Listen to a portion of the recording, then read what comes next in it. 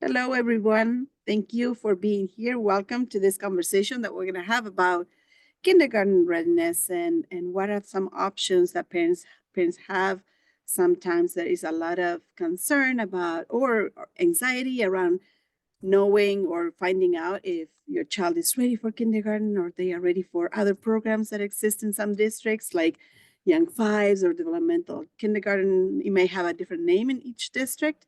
So we are excited that today we are going to have a very informal conversation with experts, with teachers, with principals, with parents around making this decision, right? And our goal is to provide you with information that you need to feel confident about this step, and just to know what questions to ask. So we hope this is helpful for you and your family. My name is Flavia Masio. I'm the Great Start Collaborative Coordinator. And today with us are Desiree White. She is a parent leader and she's going to be facilitating this conversation.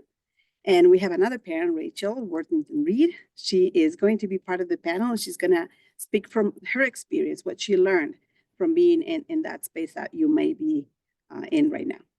So welcome, Desiree and Rachel. Hello, everyone. My name is Dania Stump. I'm an early childhood consultant at Oakland Schools, and I'm happy to welcome the rest of our panel tonight. We have Lisa DiGiulio, who is an administrator of early childhood plus kindergarten, so she brings a unique perspective to our conversation. We also have Christine King with us. She is a young fives teacher in Holly, and we have Cindy Loss Cosworth, who is a kindergarten teacher in Pontiac. So I'm going to turn this over to Desiree to get us started. Hello, all. I'm happy to be here today. And so the first question that we have will be directed to Miss Christine, and it reads, what is junior kindergarten and how is it different from kindergarten? All right, thank you very much. So junior kindergarten is for the child who isn't quite ready for kindergarten. The program gives students the gift of an extra year of social, emotional, and academic growth. Typically, students whose birthdays are between September 1st and December 1st would qualify for junior kindergarten or developmental kindergarten or young fives, depending on what your district calls it. Typically in junior kindergarten, you might have a smaller class size. It's more of a play-based learning, hands-on experiences, and lots of movement activities to prepare students for kindergarten by building their independence and basic academic, communication, and fine motor skills. One thing about junior kindergarten is it has similar standards to kindergarten, except it is in junior kindergarten, it would be building on awareness of with that standard. So we're learning our letter sounds and we're learning letter names, but we don't have to master it. Then in kindergarten, the standard is mastery of that standard. And young five students enter kindergarten the following year with confidence and often are leaders in their classroom. Thank you, Miss Christine. I'm so happy you touched on social emotional development. Very important. Yes, it is. And so how about if a child is advanced in their learning but is struggling with social emotional skills like separation anxiety? I'll let this question be answered by another one of our panelists. In your opinion, what would be the best school setting for those type of children? Well, I will jump in here. I Dania was saying, I have the junior kindergarten. We have at our preschool and kindergarten in my building, and when we get children who are kind of on the fence about that, parents are on the fence. I invite them in. I'll sit down and talk to them. Then we'll do like a readiness test and see, where they at academically. And then we talk more about the emotional part of it, the social emotional. And we were, this is a great question too, because just this year we had this situation happen in my building.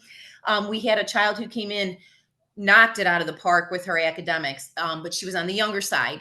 And mom felt that she was ready, and she did say there might be some issues with her coming for the full day like that. And I said, no problem. Let's try her in the kindergarten room. We do. We have a counselor, we have social work, we have the teachers who will do social stories, modeling appropriate ways to handle the social situations. So if anything comes up, the teacher starts to become concerned on the social emotional side, we meet as a team, we'll discuss what's going on. We can get other people involved, and we always keep in contact with the parents and keep them updated. So if they ever have any questions, we're there to answer, we're there to help them out as best as we can. But we are right now, I wanted to say we are seeing success with this child. She's doing phenomenal right now. And we have all of that in place just to make sure that she is successful. Thank you, Miss Lisa. Success is important when you have support. So it sounds like you guys are really supportive in those areas. Rachel or Miss Cindy, did you guys have any thoughts or comments for that question?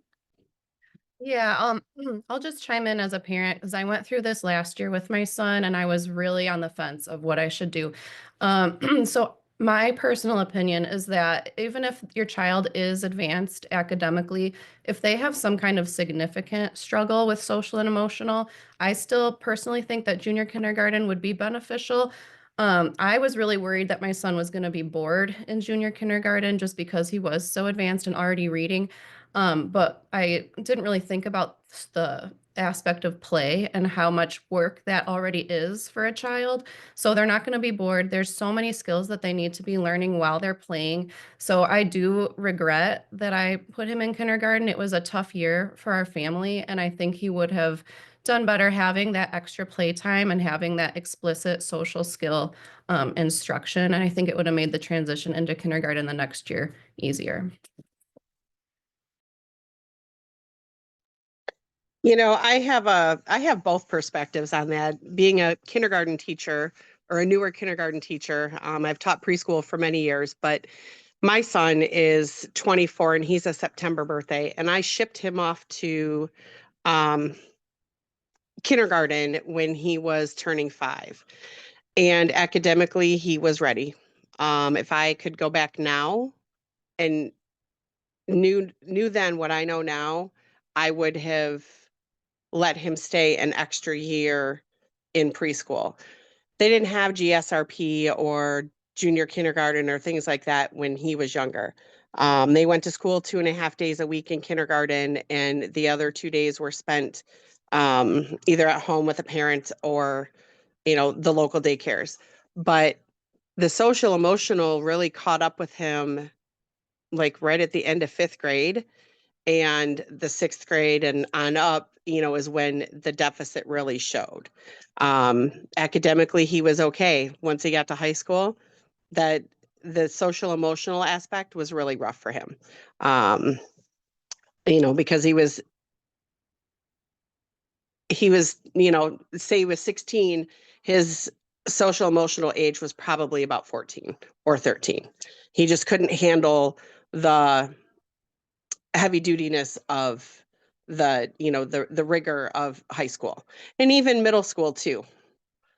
So that's always, I taught preschool before kindergarten, and I always encouraged parents, even if they were, if their child is advanced, give them the gift of time and the gift of play.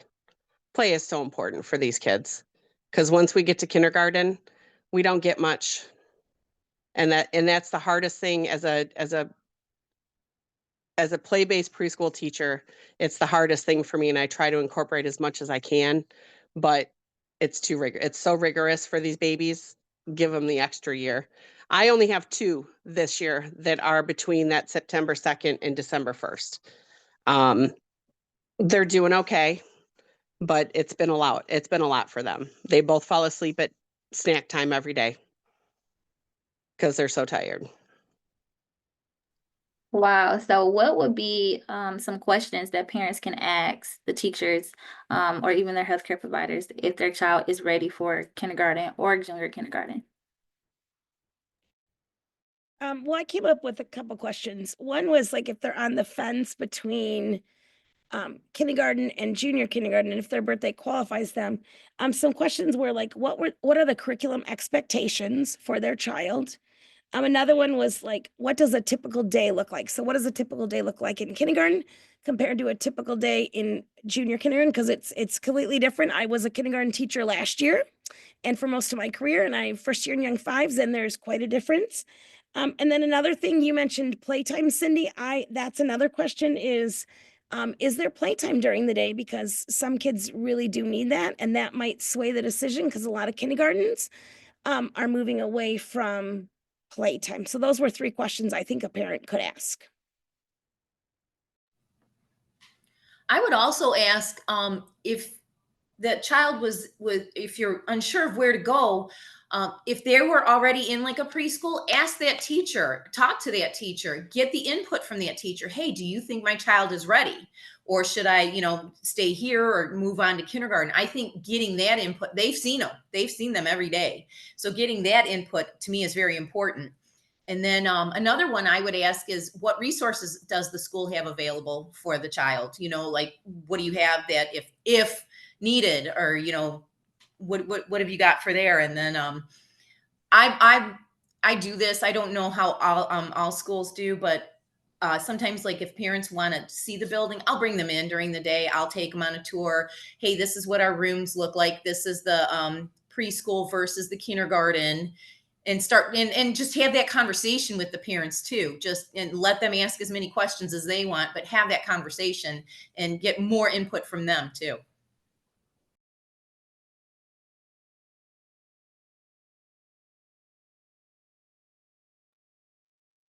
Were there any other thoughts or feedback with that question? That was pretty much everything I was thinking of as asking as well.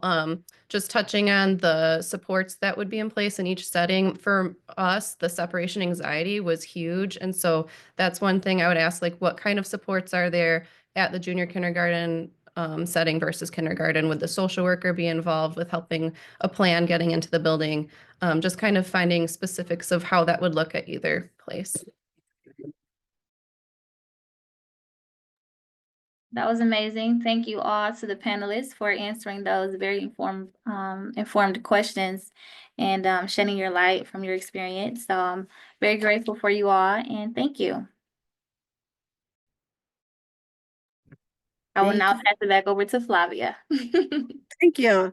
Yeah, I was like, I think that this conversation is going to be so useful for parents to so helpful to help them think of what are the questions. Sometimes we don't know what we don't know. So hearing those questions are super helpful for them to be brave, to ask advice, to know what is possible and what sometimes we think that, oh no, I don't know if they're gonna show me the building. And principals like Ms. Lisa are going to be so happy to have parents coming in, or teachers are going to be so happy to give them their feedback about how their child is doing or how that may look like for them in the future.